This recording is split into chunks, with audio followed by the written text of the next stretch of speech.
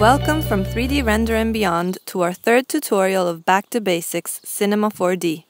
This tutorial will cover modeling objects and deformer objects. Let's make a cube and make it editable by pressing the letter C on the keyboard or here in the top left corner. Move the cube to the left on the x-axis.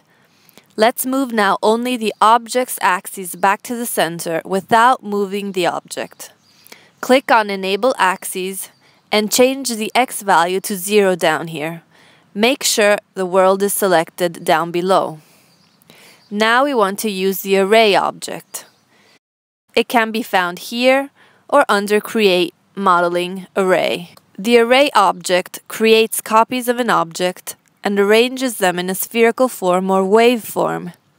The axis of the array is positioned here in the center, as is the axis of the object.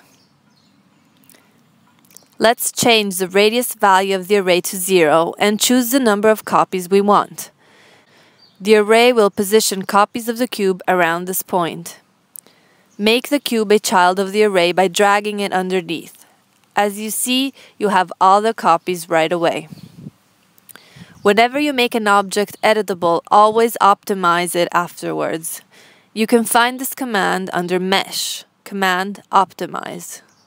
Let's choose now the polygon mode here on the left. Select the top face of the original cube. Right-click the mouse and choose Extrude Inner.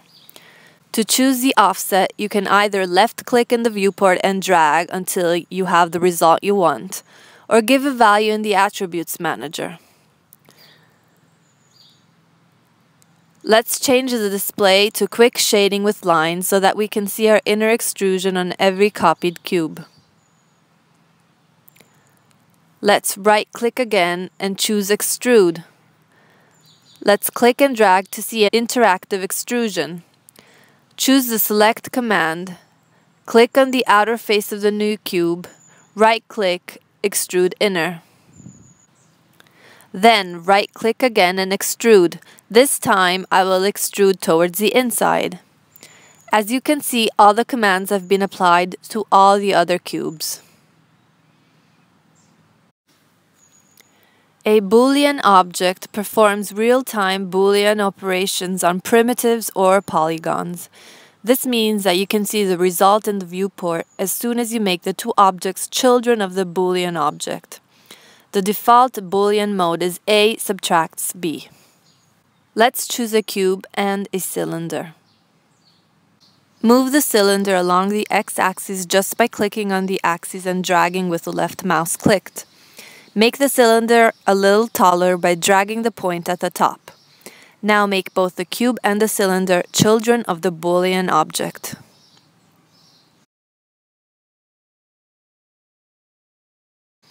If we want to hide all those lines we see at the top, we have to select these options. This way we have a clean object now.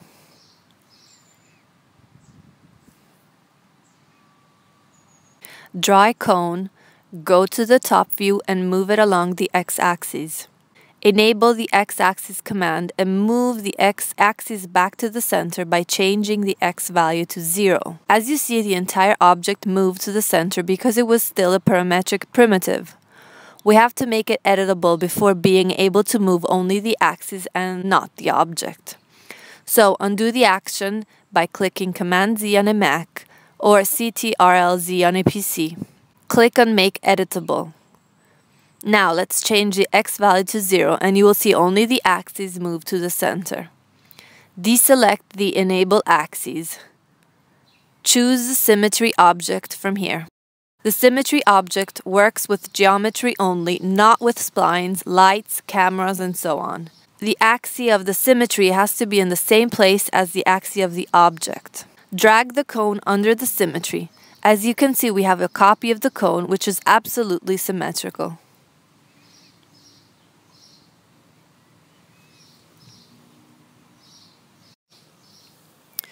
The deformer objects deform primarily the geometry of other objects.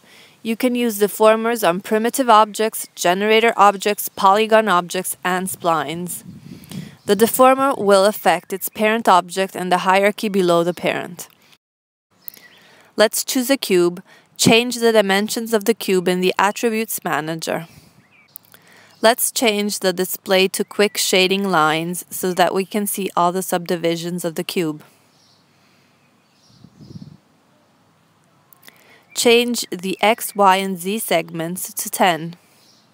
Here you can see all the subdivisions. Let's choose now the Bend Deformer. But before doing so, if you select the cube from the Object Manager, then press the Select button, and then choose the Bend Deformer here, the deformer will have the exact size of the object and it will be automatically positioned as a child of the cube. Choose the front view and drag the point to the right and you will see the object bend. If you click on the cube and change the X segments, the curve of the deformer doesn't change. Same thing with the Z segments. But if you change the Y value, it doesn't have enough segments to be able to bend. So the number of segments changed the deformation. The more segments, the smoother the bend is. If you click on the green check mark, you turn the bend off and have a red X sign. So the deformers can be found here, but also under Create Deformers. Let's try another deformer.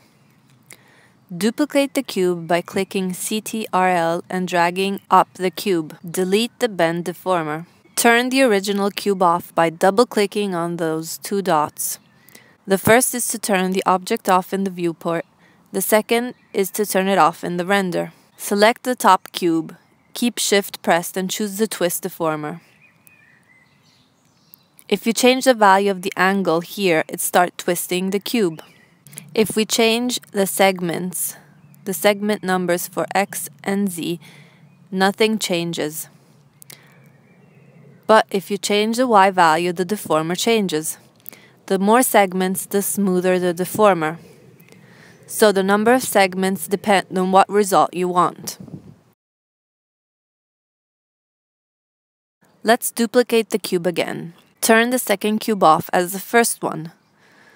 Delete the Twist Deformer. This time, let's choose the Taper Deformer without having Shift pressed. As you can see, the deformer is much bigger than the object. Make the taper a child of the cube. Select Taper, and in the Attribute Manager, click on Fit to Parent.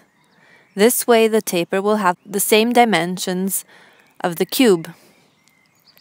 If you change the strength value, the object will taper. The curvature changes this curve instead. If you have 0, it will be a straight line. We can play around with the segments and see that the same thing happens as with the previous deformers.